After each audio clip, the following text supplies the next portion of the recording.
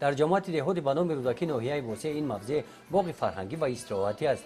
بگاهی روزهای شنبه میدان و گذرگاه‌های باغ انا همین گونه پر از آدمان می‌گردد. در محیط طبیعت زیبا، احاطه گل‌های رنگارنگ، ساکنان شکرانه از دوران صاحب استقلالی تینجوی آسایشگی کشور نموده سیر و گشت می‌نمایند. از تماشای چنین منظره‌های دلکش و زیبا غذای معنوی می‌بردارند. با اقدام جماعت دهات بگاهی روزهای شنبه در این موضع خوشمنظره چهاربینی فرهنگی شام جوانی برگزار گردیده. با برنامه کنسرتی با رقص و سرودهای دلنشین، هزل و شوخی‌ها هنرمندان خاطر ساکنان را شاد می‌گردانند. چهاربینی شام جوانی را مؤسسه‌های حدود جماعت دهات با نوبت می‌گذرانند.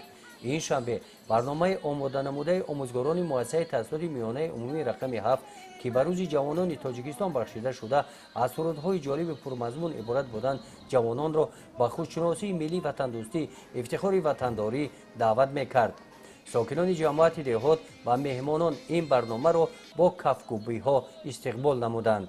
برای برگزاری این چهاربینی آموزگاران مدت یک هفته آمادگی دیدند. سرایندگان هنرمندان کسبی نباشند هم سرودها را با ذوق بلند اجرا نمودند.